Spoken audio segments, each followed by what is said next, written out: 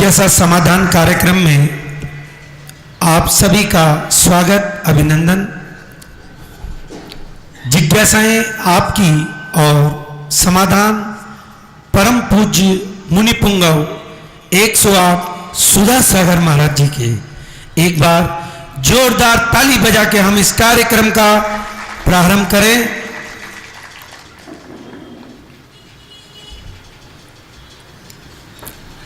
सुधा कलश चैनल के माध्यम से ऑनलाइन क्वेश्चन हमें प्राप्त हुए हैं। श्रीमती सुशीला जी पाटनी आर के मार्बल किशनगढ़ से पूछ रही हैं, थर्रा मूंग अभव्य होता है, स्वाभाविक विभाव से द्रव्य क्षेत्र काल भाव के निमित्त से आप समझाइए महाराज जी। जो ठर्रा मूंग होता है उसमें सींचने की योग्यता नहीं रहती। स्वभाव से अर्थ है कि वो जिस समय उसमें अंकुरित जीवत्व आया था उसी समय उसने ऐसी शक्ति प्राप्त कर ली थी कि वो सीजेगा नहीं। तो द्रव्य गुण पर्यायों से अनादि अनंत काल से, जैसे सूर्य में प्रकाश अनादिकाल से है, किसी ने दिया नहीं है। हवाओं में बहने का स्वभाव अनादिकाल से किसी ने बहाया नहीं है। अग्नि में उष्णता अनादिकाल से है, किसी ने उष्णता डाली नहीं है। आँख में देखने की क्षमता अनादिकाल से है, किसी ने डाली नहीं है। कानों में सुनने की क्षमता अनादिकाल से है, वो किसी के द्वारा डाली गई नहीं है। वो उस प्रकार की संरचना जहाँ हो जाती है वहाँ सुनने में लगने लग जाता है। ऐसे ही आँख का, अग्नि का, उष्ण का, ऐसे ही अभव्य में किसी व्यक्ति ने अभव्यत्व उसमें डाला नहीं है। स्वभाव रूप से उसकी आत्मा अनादिकाल से ऐसी ही है। पारनामिक भाव इसलिए उसको कहा जाता है कि पर निरपेक्ष, वो किसी की अपेक्षा नहीं रखता, स्वभाव है उसका ऐसा। जैसे सूरज का स्वभाव प्रकाश है, अब कब डाला, किसने डाला, ऐसा कुछ भी नहीं है। ऐसा पायल कथालिया उदयपुर से पूछते हैं, मेरी शंका है, यदि कोई व्यक्ति मंदिर के भगवान के दर्शन के बाद आलू खाता है तो उसे कितना दोष लगता है और उसकी क्या गति होगी? हर वस्तु का अलग अलग मूल्यांकन होता है। जितनी देर वो मंदिर में पूजा कर रहा है उतनी देर वो पुण्य का बंध कर रहा है, और बाहर आकर के उसने आलू खाया तो उसको पाप का बंध होगा। मंदिर में मरेगा तो स्वर्ग जाएगा, आलू खाते के मरेगा तो दुर्गति जाएगा। Sit for it. परिणाम तो जिस समय जो क्रिया कर रहा है, आयुबंध और गतिबंध उसी के समान होता है। हमारे यहाँ सिद्धांत है कि गतिबंध और आयुबंध कैसे होता है। जिस समय कल क्या किया उससे मतलब नहीं, कल क्या करेगा उससे मतलब नहीं। जिस समय जैसा परिणाम कर रहा है उस समय उसको वैसी गति का बंध हो रहा है। मान लो पूजा कर रहा है तो उस समय देवगति का बंध हुआ, आयुबंध नहीं हुआ तो देवगति बंद होकर रह जाएगी। और तुरंत जाकर के उसने गलत कार्य कर लिया तो वहाँ नरक गति का बंध हो रहा है। अब उस समय आयु बंद हो जाए तो जिस समय वो आयु बंद हुआ वहीं जाएगा। मंदिर में किया हुआ पुण्य सब जब्त हो जाएगा, वो इसी में कन्वर्ट हो जाएगा। इसलिए जो जिस समय जितना करता है उसको उस समय उतना मिलता है। आगे पीछे का हिसाब कर्म बंध में नहीं रहता है। मयंक जैन शामली दिल्ली से पूछते हैं, महाराज जी, हमारे कुछ अजैन मित्र हैं, वो श्रावक संस्कार शिविर में भाग लेना चाहते हैं, क्या हम उनको ला सकते हैं? क्या भाग लेना अलग चीज़ है और उस दृष्टि से उस रूप में शिविर में अटेंड करना। शिविर एक ऐसी चीज़ है जैसे साधु बनना। अब कल के दिन साधु बन गए और साधुपना पसंद नहीं आया तो कह देना आई एम सॉरी प्लीज। इसी प्रकार शिविर का अर्थ है साधु बनना। उस समय उसका त्याग तो वो उनके अंदर नहीं बन जाएगा, क्योंकि वो संस्कार, वो पारिवारिक परिणाम, वो लोग सहन नहीं कर पाएंगे और उनके अंतरंग परिणामों में यदि क्लेश आ गया तो शिविर में पुण्य कम कमाएंगे, पाप ज़्यादा कमाएंगे। यदि उनके परिणामों में कोई नेगेटिव परिणाम चल गया तो इतना पाप का बंध होगा कि वे 10 जन्म तक भी उस पाप को नहीं धो पाएंगे। सबसे ज़्यादा लाभ प्राप्त क्या करेगा इससे मतलब नहीं है, कहीं जो कमाई पूंजी है वो नहीं चली जाए। आप लोग धंधे में क्या करते हैं कि भाई प्रॉफिट हो या नहीं हो, लेकिन जो हमारी पूंजी है कम से कम वो तो नष्ट नहीं हो।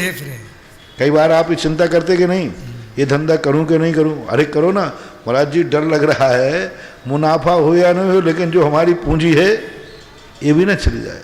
तो अक्सर कर धर्म के कार्य करने समय ये सबसे बड़ा खतरा होता है। मान लीजिए आप मंदिर आए और मंदिर में आने से लाभ क्या मिला ये बात की बात है, यदि निगेटिव परिणाम हो गया तो उसका जो साइड इफेक्ट है वो जन्म भर भी नहीं धो पाओगे। इसलिए उस संबंध में फायदा कम है, नुकसान ज़्यादा है। इसलिए तुम जैनी बने रहो, इतनी बहुत है। शुभम जैन लक्ष्मी नगर से पूछते हैं, नमोस्तु गुरुवर, हमारे घर के बड़े लोग, हमारे माता पिता। और दूसरी बात है, धर्म कभी सैंपल में नहीं लिया जाता। कई लोग कहते महाराज जी मैं 10 दिन भर्ती होकर देखूं कैसा लगता है जैन धर्म में, तो मैंने कहा ये बनिया की दुकान नहीं जो सैंपल लेने आ गए। धर्म तभी स्वीकार किया जाता है जब अंदर से सब कुछ समर्पित हो जाए और वो कहे कि नहीं मुझे यही सत्य दिख रहा है, यही सब कुछ है, इसमें ही सब कुछ सत्यता है, तब बात बनती है। सैंपल में चलो मैं भी चलता हूँ देखता हूँ कैसा लगता है, चलो मैं भी ध्यान में बैठता हूँ देखता हूँ कैसा लगता है, चलो एक दिन महाराज के प्रवचन सुनता हूँ कैसा लगता है, उसको बिल्कुल भी अच्छा नहीं लगेगा। जो व्यक्ति सैंपल में मंदिर आवे, महाराज के पास आवे, उसको कभी मज़ा आएगा ही नहीं। महाराज आज मैं सैंपल में शांति धारा करके देखता हूँ, सैंपल में आप बहुत शांति धारा की महिमा गाते हो, आज मैं सैंपल करता हूँ, बंधुओं करना मत, कुछ भी लाभ मिलने वाला नहीं, रंच मात्र भी। आज मैं मंदिर में जाके नमोकार मंत्र की माला फेर के सैंपल देखता हूँ, कुछ नहीं मिलने वाला, ऐसे ही नहीं मिलने वाला, ऐसे ही नहीं मिलने वाला। जैसे कोई सोचे कि मैं 8 दिन मुनि महाराज सैंपल में बनता हूँ, कि 8 दिन बन के देखता हूँ, यदि अच्छा लगेगा तो फिर स्थायी कर दूंगा। तो ध्यान रखना, सैंपल में बनने वाला मुनिराज कभी मुनित्व के आनंद ले ही नहीं पाएगा, इसलिए वो बने ही नहीं तो अच्छा है। इसलिए कोई किसी को भी सैंपल नहीं देना। ये शिविर सैंपल भरने वालों के लिए नहीं है, जो बिना सैंपल के डायरेक्ट ऑर्डर देकर जिंदगी को समर्पित कर देते हैं उनके लिए। हमारे घर के बड़े लोग, दादा दादी माता पिता, जिन्होंने हमें सब कुछ दिया और धर्म दिया और हमारे लिए बहुत कुछ किया, तो गुरुवर उनके प्रति हम ऐसा क्या करें जिससे हम ऋण से उजागर हो जाएं। हम अभी इस समय प्रश्नों में काफ़ी ये विषय लेते हैं कि माता पिता ने जो उपकार किया है, हमारा उपकार क्या है उनके ऊपर, हम क्या करें। तो हमें ये सोचना है कि उन्होंने हमें जन्म किस लिए दिया, वो क्या चाहते हैं। मैंने एक दिन प्रवचन में कहा था कि सवाल ये नहीं है कि गुरु का हमारे ऊपर उपकार है, सवाल ये है कि हमने गुरु को कितना उपकृत किया है। गुरु के द्वारा हम सम्मानित हैं और हमारे द्वारा गुरु सम्मानित है। इसलिए प्रवचनों में ये विषय आएगा, आ रहा है, इसको विस्तार से अभी बताने की अपेक्षा प्रवचन सुने, उसमें सब समझ में आ जाएगा। एक महाराज जी, अमन जैन दिल्ली वालों ने एक इंटरेस्टिंग क्वेश्चन पूछा है कि महाराज जी हम मंदिर में दान देकर वापस भी ले सकते हैं क्या? कदापि नहीं। जैसे पेट में गया हुआ भोजन कोई वापस लेना चाहे तो भोजन नहीं मिलेगा, वमन मिलेगा। पेट में कोई भोजन चला गया और फिर कहना भैया आई एम सॉरी प्लीज वापस देना। तो पेट में गया हुआ भोजन एक क्षण के बाद भी निकाला जाएगा तो बमन होगा, गंदा होगा, ग्रहण करने लायक नहीं होगा। ऐसे ही दान दी हुई वस्तु पर वापस लेने का भाव आना अपने आप में उस बमन को लेना है। नहीं लेने पर वह भोजन शरीर को ताकत देगा और उस भोजन को ध्यान से सुनना, यदि भोजन पेट में चला गया वापस नहीं आया तो शरीर को क्या देगा? ताकत। और यदि गया और अपन ने बाहर निकलवा लिया तो वो बमन गंदा है, ताकत तो देगा ही नहीं, दुर्गंध। और ऐसे ही दान यदि दे दिया और हम भूल गए तो वो ताकत देगा, शक्ति देगा, पुण्य देगा। और यदि दान लिया वापस ले लिया तो बमन के समान हमारी जिंदगी को बर्बाद कर देगा। अनीता जैन पांडिचेरी से पूछते हैं महाराज जी, दिव्य शरीर किसका प्रतीक है? दिव्य शरीर, दिव्य जी, दिव्य शरीर बोलते, वैक्रियक शरीर को दिव्य शरीर बोलते हैं। कर्म सिद्धांत में देवों के शरीर को दिव्य शरीर बोलते हैं। और दूसरा चरणान योग में दिव्य शरीर बोलते हैं। अरहंत भगवान के परम औदारिक शरीर को भी दिव्य शरीर की उपमा दी जाती है। और कर्म सिद्धांत में देवों के शरीर को दिव्य शरीर बोलते हैं। मुंबई से गुरु भक्त आए हैं श्री किरीट भाई, बम्बई। पूज्य मुनि पुंगव 106 विद्यासागर महाराज के चरणों में नमोस्तु, मुनि संघ के चरणों में नमोस्तु। महाराज जी, जीव विग्रह गति में जाता है तो उसके पास कितने शरीर रहते हैं और विग्रह गति में आयु बंद करता है कि नहीं करता? विग्रह गति में जो जाता है उनके पास कोई शरीर नहीं रहता, नौ कर्म रूप, मात्र कार्मण शरीर रहता है। कार्मण शरीर यानी कर्म उसके साथ रहते हैं। और उस समय जाकर के आयु बंद नहीं होता, वो तो आयु बंद करके आयु का उदय होता है। विग्रह गति में कभी कदापि किसी को भी आयु का बंद नहीं होता। वहाँ आयु मर करके ही गया है। अब जब तक वहाँ जन्म लेकर एक अंतर मुहूर्त व्यतीत नहीं करेगा तब तक वो आयु का बंद का अधिकारी नहीं है। नमस्ते। श्री तुषार भाई, श्री अशोक। एक श्लोक कल पूछा था, उसका अर्थ पूछा था एक महान भाव है। हाँ, ये है महाराज जी, अशोक जी चौधरी। शिवमस्तु सर्व जगत हा परहित नृता भवंत भूत गणा दोषा परयांतु नासम सर्वत्र सुखी लोका भवतु। शिवमस्तु, शिव का अर्थ होता है व्यक्ति अपने आप को पूर्ण माने। मैं अपने आप में पूर्ण हूँ, मैं अपने आप में हर शक्तिमान हूँ, मेरे जीवन में हर शक्तियाँ मेरे अंदर विद्यमान हैं। शिव का अर्थ कोई नाम नहीं, ना तो यहाँ महावीर का नाम है, ना यहाँ महादेव का नाम है, ना किसी भगवान का है। शिव का अर्थ होता है कि अंतरंग एक शक्ति, ऐसी शक्ति जो शक्ति प्रकट होने पर संसार की हर वस्तु उसके सामने बौनी हो जाती है। शिवमस्तु, शिव रूप हो, सर्व जगत हा, और सर्व सारा जगत जो है वह कैसा है? नाशवान है। परहित निरतः, और वो शिव वस्तु जो है कैसी है? परहित निरत, परहित का निरत यानी संपूर्ण करने वाला। भवतु भूत गणा, भवंतु भूत गणा, भूत यानी जीव। संसार में बहुत सारे जीव हैं, उनका हित करने वाला है। दोषा पर्यांतु नाशम, समस्त दोषों का नाश करने वाला वह शिव स्वरूप।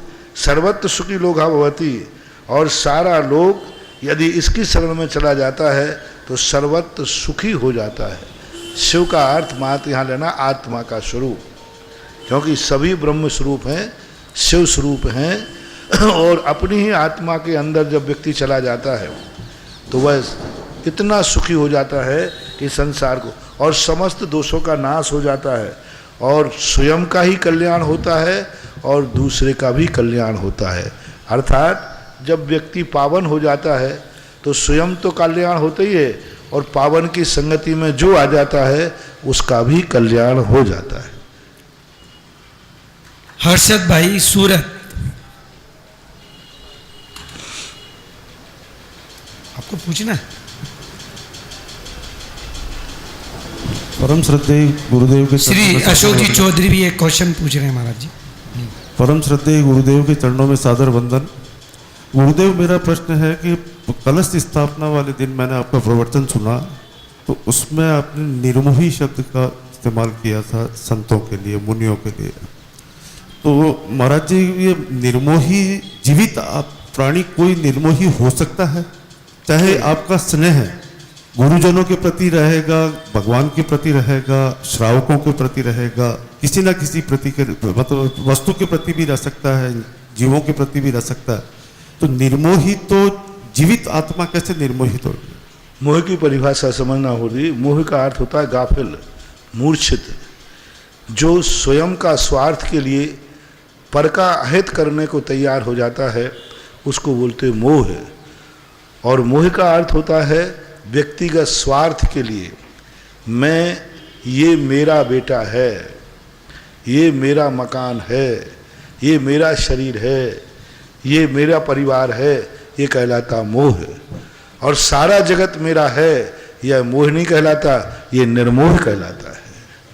वहाँ हम लोगों का जो आप लोगों के प्रति मोह है, पर्टिकुलर एक के प्रति नहीं है, सर्व जगत। देखो इसमें आया था ना, सर्व जगत हा, सर्व जगत के लिए उसके परिणाम जो होते हैं बड़े विचित्र होते हैं।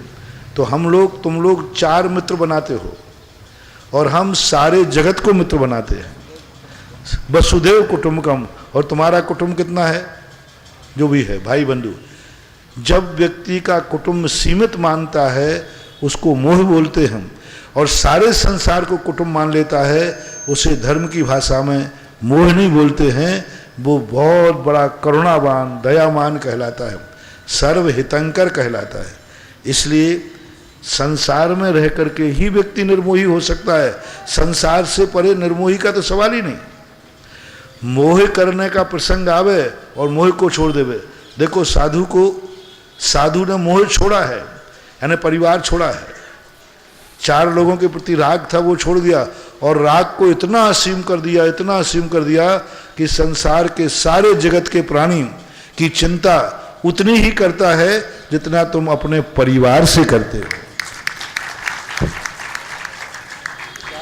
यूं मानो मोह जब असीम हो जाता है तो उसे निर्मोह कहते हैं, और निर्मोह जब सीमित हो जाता है तो उसे मोह कहते हैं। हर्षद भाई सूरत। इसके पश्चात अंजना काला तैयार हैं। बोलो परम पूज्य मुनि श्री सुधासागरी महाराज के चरणों में नमोस्तु नमोस्तु नमोस्तु। मुनि संघ के चरणों में नमोस्तु। महाराज जी, मैं सुतक पातक के बारे में पूछना चाहता हूँ कि मेरे लड़के के वहाँ पुत्र का जन्म हुआ हो तो मेरे को कितना दिन का सुतक पातक लगता है?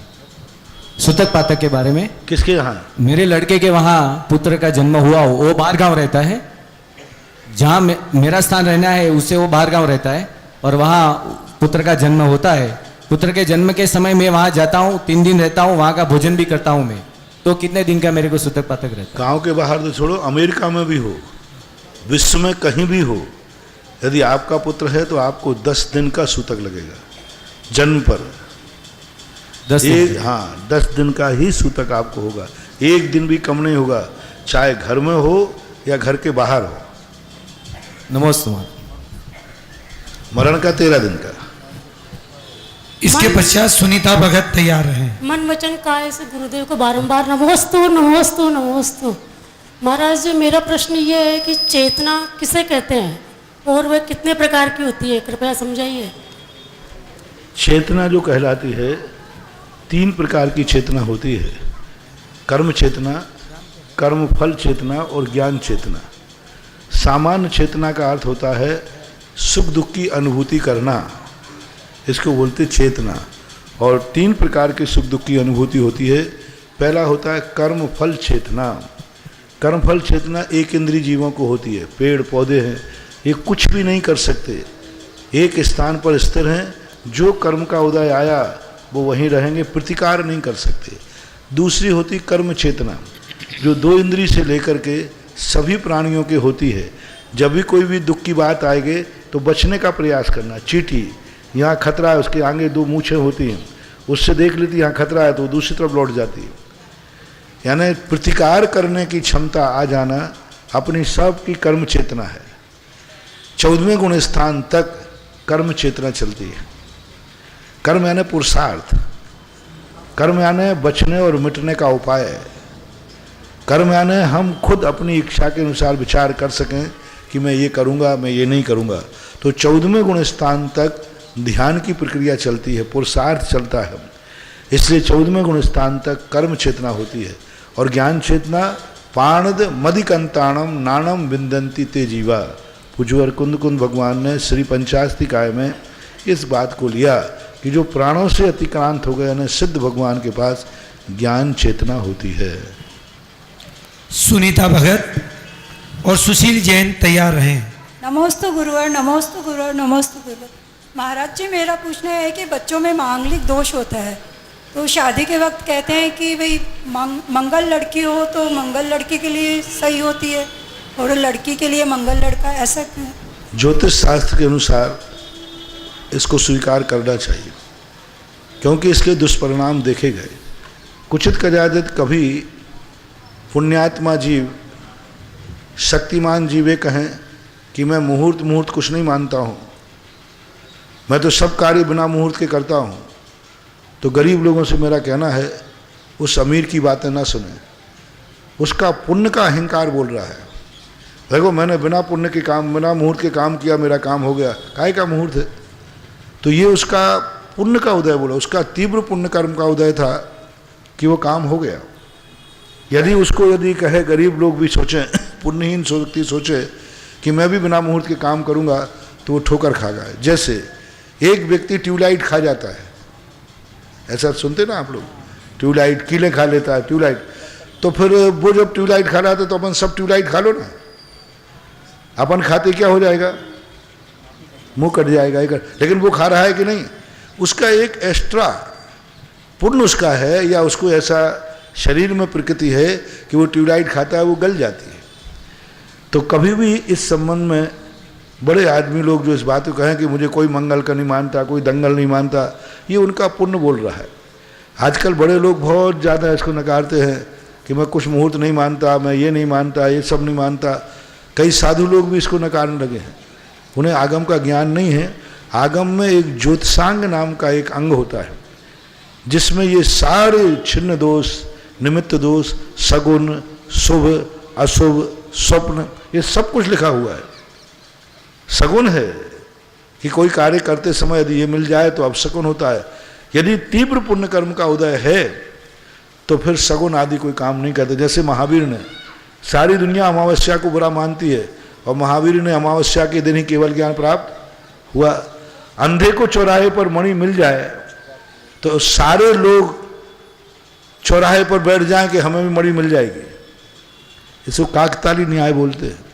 इसलिए ये दोष बराबर माने जाते हैं, इसके दुष्प्रभाव देखे जाते हैं, इसका निवारण करना चाहिए।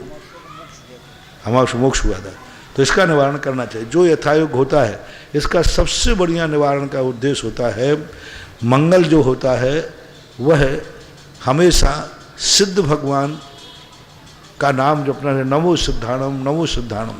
क्योंकि सिद्ध भगवान का स्थान मस्तिष्क पर है और वो लाल रंग है, और लाल रंग मूंगा का होता है, और मूंगा मंगल का स्वामी होता है।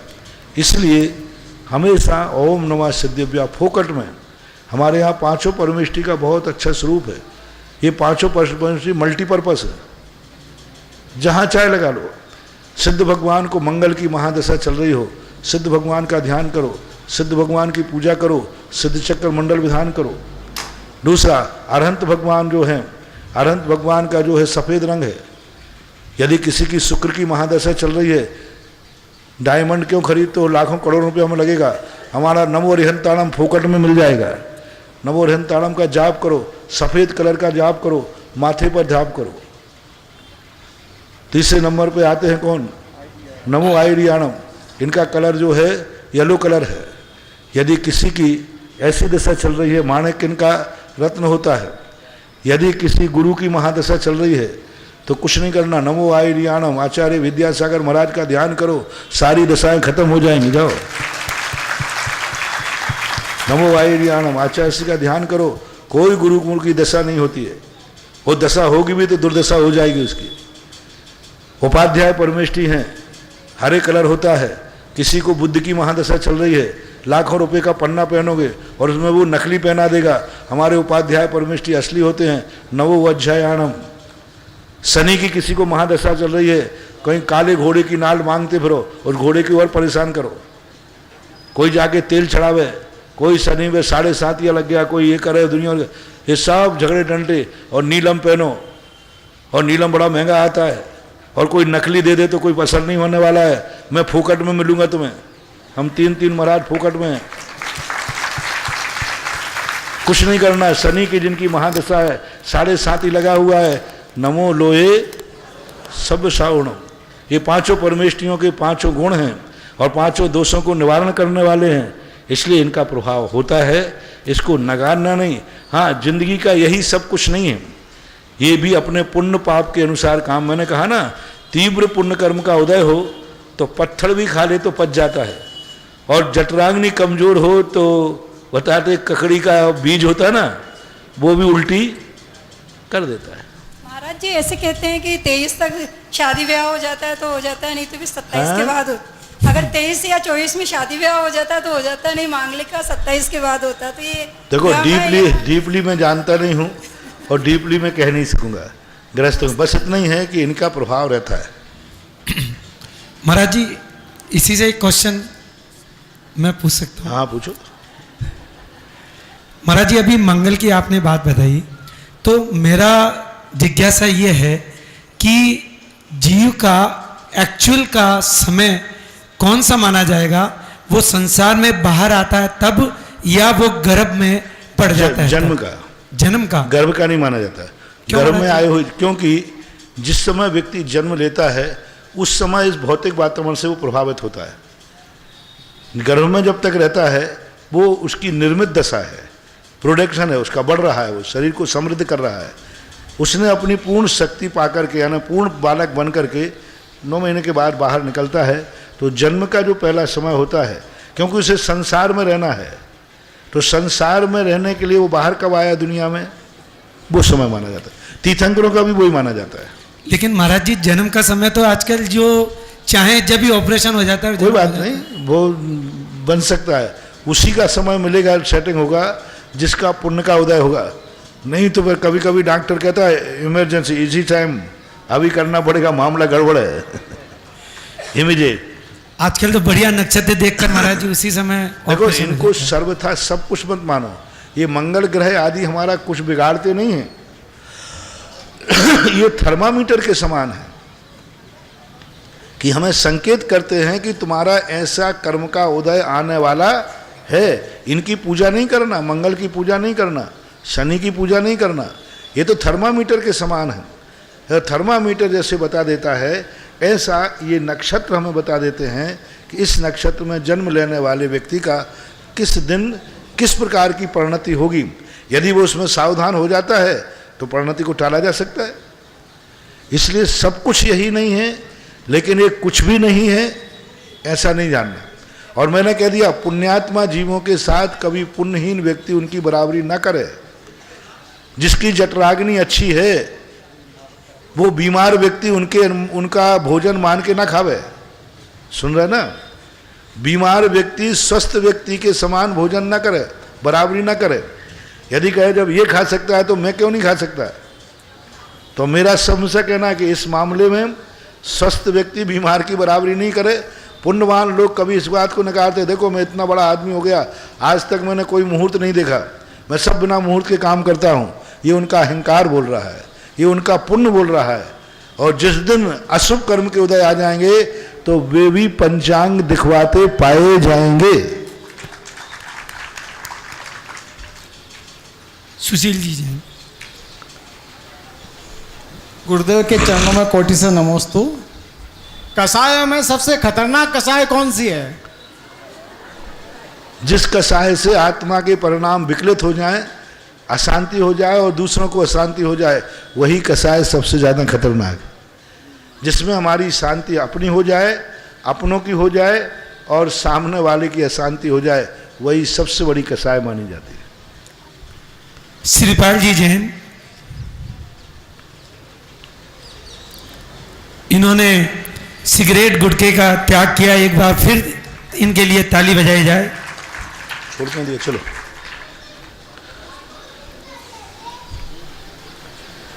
नमोस्तु महाराज जी, नमोस्तु नमोस्तु नमोस्तु। महाराज जी, गण क्या होते हैं? एक तो सबसे बड़ा गण जो जन्म गण, मनुष्य गण, देवगण, इनमें सबश्रेष्ठ गण कौन सा होता है? धन का अर्थ होता है जिस कार्य से हम सुखी होते हैं उसका नाम धन है। नहीं, हमारा रत्न है गण, गण मनुष्य गण, देवगण, जो गण होते हैं ना महाराज, राक्षस गण। गण, हाँ, ये गण होते हैं। ये गण क्या कहलाते हैं? नक्षत्रों के अनुसार बनते हैं। मनुष्य गण, देवगण, राक्षस गण। जैसे हमारे संघ में निकला बलात्कार गण, कुंद स्वामी के मूल संघ को लिखते हैं हम, तो ये गण कहलाते हैं। गण का अर्थ होता है जिस समय उस व्यक्ति का जन्म हुआ उस समय किस प्रकार के नक्षत्र थे, किस प्रकार के नक्षत्र थे, उस समय वो योग कौन सा बना, उस योग के अनुसार वो गण बन जाते हैं। ये ज्योतिष के विषय में आता है। इसमें उत्तम कौन सा गुरुदेव? उत्तम नहीं कह सकते हैं, क्योंकि यदि किसी की कुंडली में कोई ऐसा ग्रह बैठा हुआ है लग्न में कि उसके लिए राक्षस गण ही श्रेष्ठ है। क्योंकि अपन ने देखा, यदि खलों की बस्ती में रहना है तो सज्जन बन के रहना पड़ेगा कि थोड़ा दुर्जन बन के? दुर्जन बन। तो बस यही होता है। यदि किसी की कुंडली में कोई ऐसा ग्रह पड़ गया है, राहु और केतु किसी को, तो उसके लिए राक्षस गण बहुत अच्छा होता है, क्योंकि वो राक्षस गण उस राहु केतु के प्रभाव को दबाएगा। लेकिन यदि किसी के लग्न में गुरु बैठा हुआ है मूल में और राक्षस गण पड़ जाए तो फिर वो ऊंचे पद पर बैठ करके भी गलत कार्यों की तरफ जाएगा। वो ब्राह्मण होकर के भी शराब पिएगा, जैन होकर के भी शराब पिएगा, महाजन होकर के भी शराब पिएगा, क्योंकि वो राक्षस गण उससे ऐसे काम कराएगा। और पाया कौन सा बढ़िया रहता है गुरुदेव? चांदी का पाया, पाया तांबा पाया, चांदी का ये सब पाए तुम्हारे खाने पीने के लिए बनाए गए, पाया माया कुछ नहीं होता है। नमस्ते। ज्योतिष शास्त्रों में ये कोई पाए नहीं है, ये सब खाने पीने के लिए। जिनको सोना बेचना है तो सोने का पाया, लोहा बेचना है तो लोहे का पाया। नवीन बाकलीवाल और ललित जैन अजमेर तैयार रहे। नमोस्तु गुरुवार, नमोस्तु गुरुवार, नमोस्तु गुरुवार। अपन ये मंदिर के अंदर परिक्रमा लगाते हैं तो मूल नायक प्रतिमा के पीछे ये कई लोग उन उल्टा श्वास से मारते हैं, इसका कोई फर्क पड़ता है क्या? कोई रीजन नहीं। ये मूढ़ता है, अज्ञानता है कि मंदिर में कहीं भी स्वास्तिक आदि मारना ये बहुत बड़ा दोष है, पाप है और एक प्रकार का जुआ है। जो अपना पुण्य कमाया है वो सब पुण्य नष्ट हो जाता है। उल्टा सांतियाँ बनाने का एक तंत्र है, टोटका कहलाता है, कि कोई व्यक्ति को कोई भी ऐसी वस्तु है कि फल नहीं रही, कुछ उल्टा सांतियाँ बनाओ, भगवान जब तक मेरा ये कार्य नहीं होगा हम उल्टा सांतियाँ नहीं बनाएंगे। तो ये तो भगवान को धमकी देना हुआ कि आप सीधे सीधे काम करो, नहीं तो आपका उल्टा सांतियाँ बनाऊंगा। तो ये आगम के अनुसार नहीं है, मूढ़ता है, अज्ञानता है। जहाँ बनते हैं वहाँ नहीं बनने देना चाहिए, कमेटियों को इस पर रोक लगाना चाहिए। महाराज श्री के चरणों में बारंबार नमोस्तु नमोस्तु। और जो बना के गया है उसको फायदा नहीं होगा, उसको नुकसान ही होना है। सीमा जैन अशोक नगर तैयार रहे। महाराज जी, मेरी शंका ये है कि अगर कोई व्यक्ति जैसे गृहस्थी में रहता है तो अनेक प्रकार के पाप भी करता है, झूठ भी बोलता है। सपोज करो 70 साल का हो गया और अगर संलेखना करके समाधि मरण करता है तो उसको क्या गति मिलेगी और आगे उसकी क्या व्यवस्था रहेगी? हाँ? आगे क्या होगी? संलेखना के बाद क्या? हाँ, संलेखा करके समाधि मरण करता है, हाँ, तो उसको क्या गति मिलेगी और क्या आगे क्या व्यवस्था रहेगी उसकी? मैंने पहले बता दिया कि गति और आयुबंध वर्तमान के परिणामों पर आधारित है। समाधि के समय जो परिणाम है उसी के अनुसार गति आयुबंध होगा। पूर्व में जो उसने कृत किया है उसका पाप यदि दुर्गति हुई तो पुण्य पाप में परिणत हो जाएगा और सदगति हुई तो पाप पुण्य में परिणत हो जाएगा। ये गॉड गिफ्ट कहलाती है आयुबंध के बाद। सीमा जैन अशोक नगर और इसके पश्चात शांतिलाल जी साहब गदिया तैयार रहे। मनु महाराज श्री के चरणों में शशत नमोस्तु, धस्त नमोस्तु, सस्तत नमोस्तु। महाराज श्री, वो पांचों पांडवों को लोहे के आभूषण किसने पहनाए थे? दुर्योधन के पक्ष का व्यक्ति था, है? हाँ, दुर्योधन का जो भाइयों में था उनका भाई था, पांडवों ने दीक्षा लेने के बाद दुर्योधन तो पहले मारा गया, उनके संबंध में उन्हीं का कुटुंबी या रिश्तेदार कोई था तो भांजा, तो उसने देखकर कहा कि ये पांडव हैं जिन्होंने मेरे सारे मामाओं को नष्ट किया है और आज ये मुनि बने हुए हैं, अब ये कुछ भी नहीं कर पाएंगे और मैं अपने मामा का बदला लूँगा। तो उसने दुर्योधन के भांजे ने पांडवों के लिए मुनि अवस्था में गरम आभूषण पहनाकर उपसर्ग किया था। महाराज श्री नमोस्तु नमोस्तु नमोस्तु। महाराज श्री भट्टा मटे 15वें स्तोत्र में भगवान की पूजा करते हुए मानते भगवान ने कहा कि स्वर्ग की अप्सराएं भी आपका मन डिजा नहीं सकी। मेरा प्रश्न ये महाराज, स्वर्ग में क्या जो अप्सराएं होती है वो भी संसार की तरह से मतलब काम बोल सब करती है और संसार में स्वर्ग का स्वरूप क्या है महाराज? देवियाँ जो होती हैं संसारी प्राणी जैसे काम भोग करती हैं लेकिन विविचार नहीं करती। कोई देवी पर पुरुष से संबंध नहीं करती, बुरी दृष्टि से देखती भी नहीं है, बुरे भाव भी नहीं करती। और कोई भी देव किसी दूसरे देव की पत्नी को बुरी दृष्टि से देखता नहीं है, उसको भाव भी नहीं आता। अपनी देवी को देख करके उसके परिणाम बिगड़ते हैं, दूसरे देव की देवी को देखकर दूसरे देव के परिणाम भी नहीं बिगड़ते, बुरे भाव भी नहीं होते। लेकिन वो संसारी हैं, जैसे एक गृहस्थ दंपति रहते हैं उसी दंपति के समान वो अपना जीवन यापन करते हैं। और देवताओं के लिए इसलिए भगवान के लिए कहा गया कि मनाग अपि ही, थोड़ा भी आपको विचलित नहीं कर पाए देवांगनाएं। तो वहाँ ये कहा गया क्योंकि देवांगना इतनी रूप सी होती है, इतनी सुंदर होती है, इतनी सुंदर होती है कि उसकी सुंदरता को देखकर हर व्यक्ति के मन में विकार उत्पन्न हो जाते हैं। तो वे स्वर्गीय देवांगनाएं भी आपकी सेवा में थीं, जन्म से स्वर्गीय देवांगनाएं आपकी सेवा कर रही थी। 56 कुमारियाँ, अष्टकुमारियाँ, जवानी में भी देवियाँ आपके पास आती जाती थीं, लेकिन और दीक्षा के बाद भी देवियाँ आईं और केवल ज्ञान के बाद तो देवियाँ आती हैं। कभी भी उन देवियों ने आपके मन में तनिक भी विकार उत्पन्न नहीं कर पाई। ये भगवान की वीतरागता की महिमा बताने के लिए देवियों को वहाँ प्रस्तुत किया गया। हालांकि देवियाँ कभी भगवान को डिगाने का भाव नहीं करती, वो तो एक बताने के लिए कि स्वर्ग की देवियाँ भी आ जाएं तो भी मनागपि ना विचलंती, आपका थोड़ा भी मन विचलित नहीं होता। मधु गंगवाल और इसके पश्चात बिंदु काला तैयार रहे।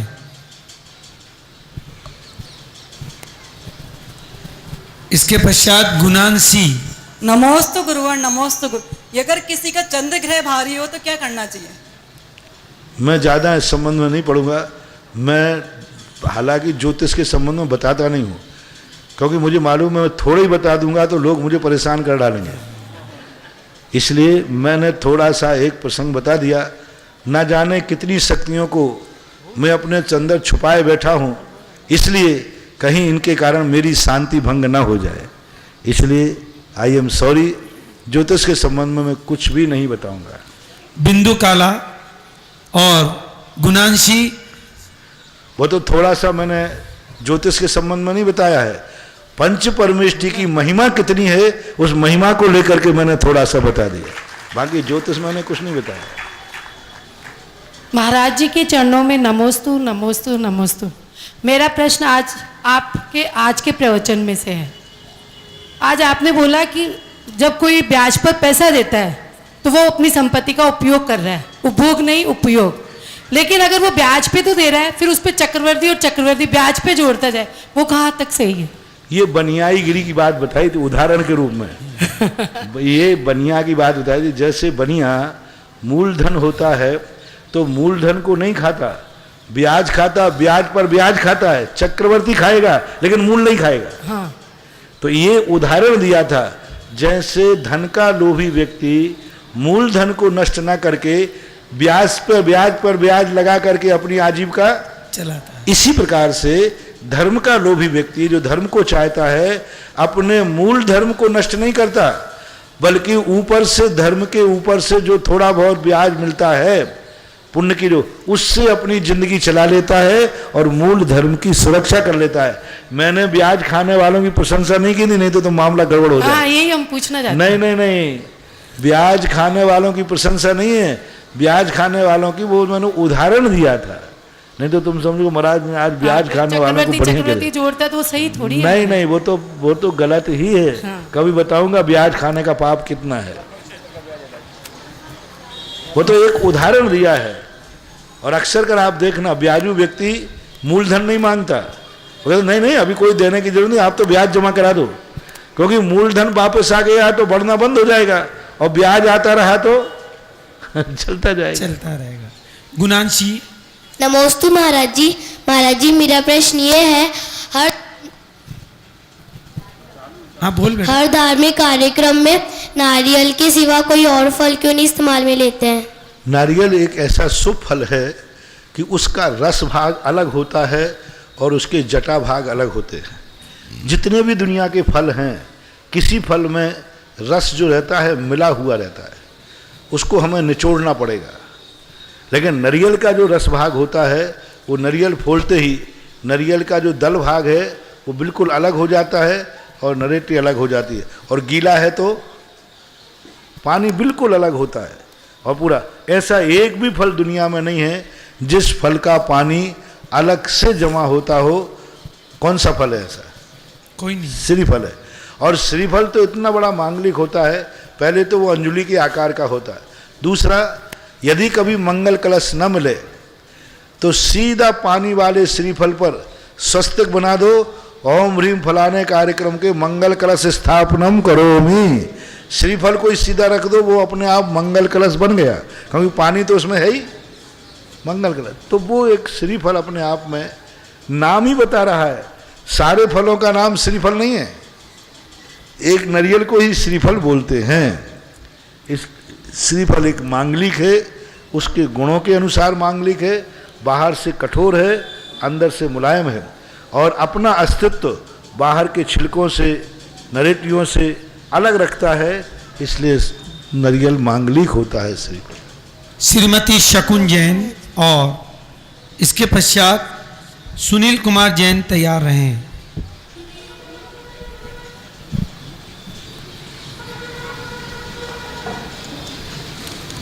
जल्दी बोलें। और एक और है, जितने फल होते हैं वे सूखने के बाद मांगलिक पने को प्राप्त नहीं होते, और श्रीफल ऐसा है सूखने के बाद ही मांगलिक होता है। हरा रहता है, हरा जो रहता है ना नारियल, जिसे आप डाब बोलते हैं, हाँ, वो उतना मांगलिक नहीं है। सूखने के बाद जब बिल्कुल सूख जाता है वो नारियल, यानी जटा उसके पीले पड़ जाते हैं, तो वह मांगलिक। और जितने फल हैं ये सूखने के बाद अपने आप में किसी काम के रहते नहीं, मांगलिक नहीं। मात्र एक फल है बादाम, जो सूखने के बाद ज़्यादा मांगलिक होता है कीले की अपेक्षा, तो उसको भी अपन श्रीफल के बाद यदि कोई कंजूस खोपड़ी है तो काय का प्रयोग करता है? बादाम। श्रीफल है बादाम। महाराज श्री के चरणों में कोटि कोटि नमन। महाराज श्री, मेरा सवाल मैं पूछना चाहती हूँ कि ये रत्नाकर पंचमस्तिका में है, संसार में फिर जन्म मेरे तीन, संसार में फिर जन्म मेरे तीन नष्ट हो। ये संसार में तीन जन्म कौन से होते हैं महाराज जी? तीन जन्म होते हैं, कर्म, नौ कर्म और भाव कर्म। तीनों प्रकार का जन्म होता है, भाव कर्म की अपेक्षा, नौ कर्म की अपेक्षा और कर्म की अपेक्षा। ये तीन प्रकार के जन्म, क्योंकि नौ कर्म जन्म हमारे शरीर से दिलाने वाला कर्म है कर्म, और भाव कर्म कर्मों को, तो तीन जो जन्म होते, एक पहला भाव से, फिर कर्म से, फिर नौ कर्म से। ये तीनों कर्म, तीनों जन्म मेरे नष्ट हों, यही उसका अभिप्राय है। नमस्ते महाराज श्री। मयूरी जैन और मास्टर विभूत तैयार रहे। खड़ा हो। नमोस्तु महाराज जी, नमोस्तु महाराज जी, नमोस्तु महाराज जी। महाराज जी, आपने बताया था परसों कि मुनि महाराज से कभी कोई चीज़ नहीं लेना चाहिए, तो जब पिछी परिवर्तन होता है तो महाराज जी की पिछी लेते हैं, तो वो पाप है पुण्य है, क्या है? नहीं, पिछी रहना अलग चीज़ है, क्योंकि पिछी हमारी छोड़ी हुई है, हम नई पिछी आपको नहीं दे रहे हैं। पिछी छोड़ी हुई पिछी है, छोड़ी हुई पिछी आप ले सकते हैं, कोई बाधा नहीं है। वो तो मैंने छोड़ दी इसलिए आप लोगों ने ले ली, अब भले ही हमने अपने हाथ से हाथ लगा दिया, लेकिन वो मेरी त्यागी हुई वस्तु है, इसलिए आप लेते हैं तो कोई दोष नहीं है। तो फिर और दूसरा पिछी जो है संयम का उपकरण है, इसलिए दे देते हैं जिससे आपको संयम लेने का भाव आवे। और दूसरी बात, पिछी किसी पैसे से आदि से नहीं खरीदना पड़ी थी, याचना आदि नहीं की गई थी, वो हमारे संयम का उपकरण था, उस पर मेरा स्वामित्व था, वो साल भर मेरे पास रही है और वो मेरी हो गई। अब वो मेरी होने के बाद मैंने उसको छोड़ दिया। तो ऐसे कोई भी चीज़ ले सकते हैं, जैसे कि महाजी रात मतलब चिटाई यूज़ करते हैं तो वो जब अलग कर देते हैं तो वो भी ले सकते हो हाँ, क्या? तो मैं दूंगा नहीं, उठा के ले जाना। नमस्ते महाजी। टेबल पे से जो माल मिले वो सब ले जाओ, मैं दूंगा नहीं। मैं तो अपनी टेबल पे हमेशा कहता हूँ, कोई कहता महाराज ये चीज़, मैंने कहा उठा ले जाओ, मैं मना नहीं करूँगा। और ये भी पक्का है कि तुम ले जाना, मैं FIR दर्ज नहीं कराऊंगा, क्योंकि मेरी टेबल पे वही चीज़ होगी जो तुम ले जाओगे, तो उससे तुम्हारा अहित होने वाला नहीं है।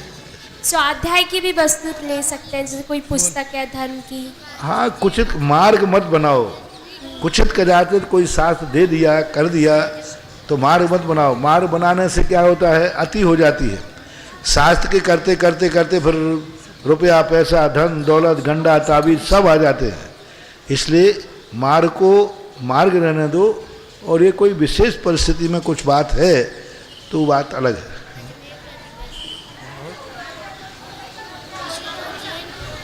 नमोस्तु महाराज जी, नमोस्तु महाराज जी, महाराज जी। महाराज जी, मेरा ये प्रश्न है कि जब हम मंदिर जाते हैं, जब हमारे मन में क्या भाव होना चाहिए? मंदिर जाते हैं तभी भाव होना चाहिए, भगवान बनने का भाव होना चाहिए। नमोस्तु महाराज। सुकांक्षी जैन प्रतिभास्थली, सुकांक्षी जैन, और इसके पश्चात छोटी देवी गंगवाल तैयार हैं। जल्दी करिए, देख गैप नहीं करें। नमोस्तु महाराज जी, नमोस्तु महाराज जी। मैं प्रतिभास्थली की छात्रा हूँ। मेरा प्रश्न ये है कि हमें जितने भी संस्कार प्रतिभास्थली में मिलते हैं वह सभी दीदियों की कृपा से मिलते हैं, तो उन दीदियों के जो उपकार हम पे रहे हैं हम उनको कैसे चुका पाएंगे? जो दीदियों ने शिक्षा दी है वो शिक्षा को अपने जीवन में उतार लेना ही दीदियों का उपकार माना जाता है। इसके पश्चात ईशिता जैन प्रतिभास्थली तैयार हैं। माइक चालू करें। हेलो। हाँ। पंचकल्याणक प्रतिष्ठान महाराज जी, वो मूर्तियों पे अंजन क्यों लगाते हैं? अंजन क्यों लगाते हैं? और मुनि महाराज जी भी लगाते हैं। वो प्रतिष्ठा की विधि में आता है। ज्ञान चक्षु खोलने के स्थान पर एक संस्कार किया जाता है केवल ज्ञान के समय, क्योंकि अपने शास्त्रों में आया है ज्ञानांजन शलाकयाः, तो एक ज्ञान का एक संस्कार किया जाता है। महाराजों को लगाना जरूरी नहीं है, वो श्रद्धावश लगा लेते हैं, ये बात अलग है। आचार्य श्री ने भी लगा रखा था वो। कोई जरूरी नहीं है, ये श्रद्धा है। आगम में कहीं नहीं लिखा, भगवान के ज्ञानांजन शलाका लिखा है। अब श्रद्धा और भक्ति बस उसको लगा लेते हैं तो कोई दोष भी नहीं है, लेकिन आगम का ये मार्ग नहीं। श्रावक श्राविका भी बहुत लगाते हैं, तो ले कह दिया ये आगम मार्ग नहीं है, ये श्रद्धा है, भक्ति का अतिरेक है। रवि लंबा, और इसके पश्चात पीयूष कासलीवाल तैयार रहे।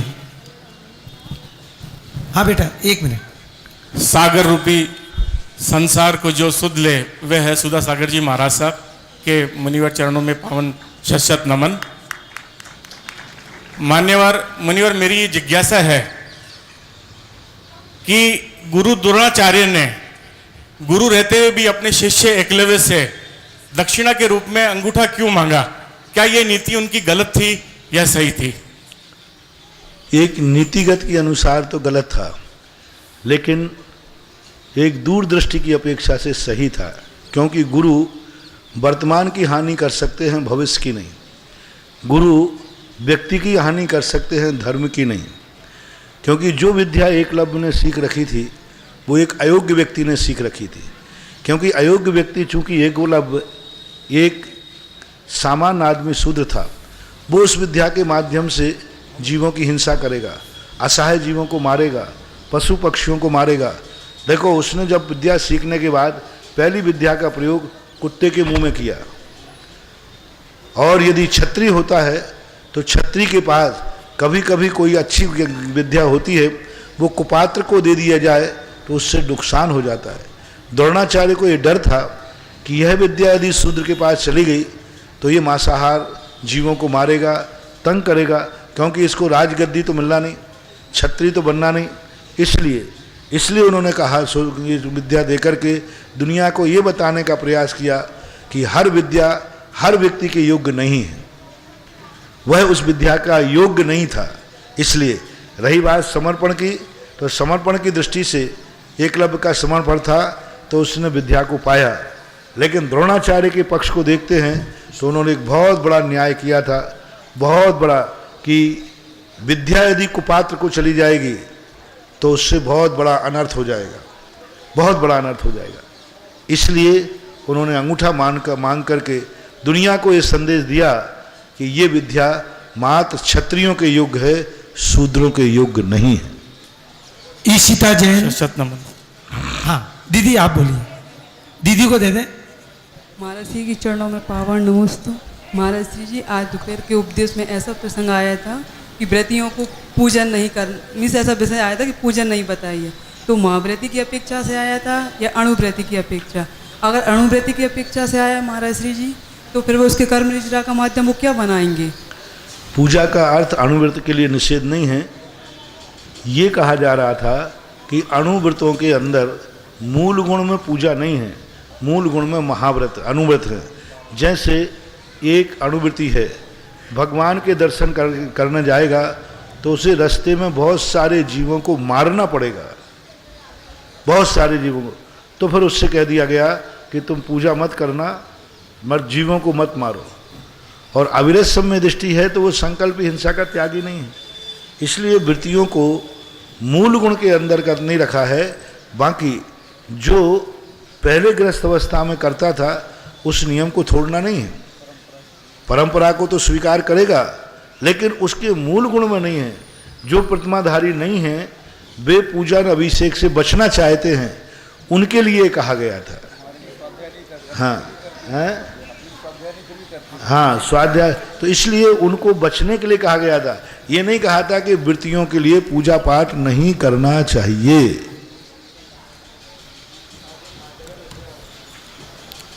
ठीक नहीं है महाराज। पुष्पा कासलीवाल, बेटा बोलो ना। हाँ नाम ईशिता,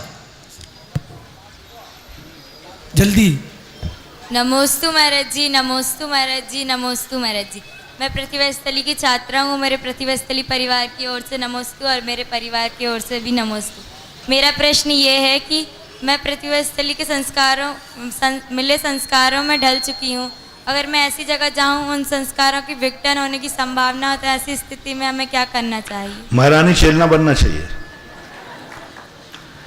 जैसे महारानी छेलना महावीर की मौसी थी, उसे विपरीत वातावरण मिला, विपरीत धर्म मिला, विपरीत आचरण मिला, विपरीत क्रियाकलाप मिले, सब कुछ होने के बावजूद भी उसने अपना संस्कार और धर्म नहीं छोड़ा, बल्कि पूरे परिवार को भी उसने संस्कारित और धर्म में ला दिया। महारानी छेलना बनना। हाँ एक ले ले महाराज या हाँ बस कितने हैं अभी तो नाम था, एक नाम बोले, बस एक जल्दी कर लो। पीयूष कासलीवाल, जल्दी से नाम तो भी है। साक्षात विराजमान गुरु भगवान के चरणों में बारंबार नमस्तु। महाराज जी, ये देखने को मिलता है साइंस ने इतनी तरक्की कर ली है और आए दिन हम देखते हैं कि हजारों साल पुरानी वस्तु हमें किसी न किसी रूप में मिलती है, चाहे बर्तन हो, चाहे सिक्के हों, चाहे मूर्तियां हों। तो गुरुवर भगवान महावीर स्वामी को तो लगभग 2600 साल ही हुए हैं, तो क्या उनके जीवन काल से संबंधित कोई भी वस्तु हमारे पास संरक्षित नहीं है? मैं तो बैठा हूँ, कली निकला है, कली शास्त्र में लिखा है कि महावीर स्वामी के बाद जो उन्होंने खोजा था वो आमना से आज तक मौजूद है। महावीर ने क्या खोजा था? मैं बैठा हूँ, 3 बैठे हम लोग, इससे बड़ा और क्या प्रमाण चाहिए? महावीर ने खोजा थे 6 द्रव्य 7 तत्व, आज 6 द्रव्य 7 तत्व का ज्ञान है। महावीर ने खोजा था नमोकार मंत्र, वो हमारे सामने है। महावीर ने खोजा था विधेय क्षेत्र, हमारे सामने है। कितना खोजा महावीर का, तो इतना खोजा हुआ है कि विज्ञान अभी वहां तक पहुंचने के लिए पहुंच ही नहीं पाएगा। क्या नहीं खोजा महावीर ने, बताओ। गुरु उनके जीवन काल से संबंधित कुछ भी जैसे सब चीजें हैं ना, इतिहास सुरक्षित है, सब कुछ जीवन काल में है। उनके मम्मी पापा का नाम याद है, वो कहाँ जन्मे थे वो याद है, उन्होंने जीवन में कैसे मकान में रहे, कैसे आचरण किया, कहाँ कहाँ व्यवहार किया, सब कुछ है, पूरा इतिहास सुरक्षित है। तुम्हें क्या चाहिए आइटम बताओ, वो मैं दे दूंगा।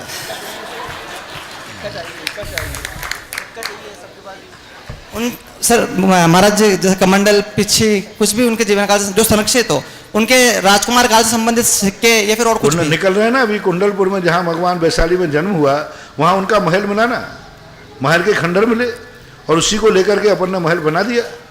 अभी बहुत सारे, अभी देखो ना वो जाकर के वो समुद्र के अंदर वो पुल मिल गया ना, पुल कौन सा है, राम सेतु। हाँ तो मिल रहा है ना। अब तुम नहीं खोज पाओ तो मैं करूं क्या, सब कुछ सुरक्षित है। और सबसे बड़ा वीर महावीर की सबसे बड़ी संपत्ति हम मुनि लोग बैठे हैं। नमस्ते महाराज। वंश परंपरा तो हम लोग जीवित हैं। देखिए ओम शांति। आप सभी अपने स्थान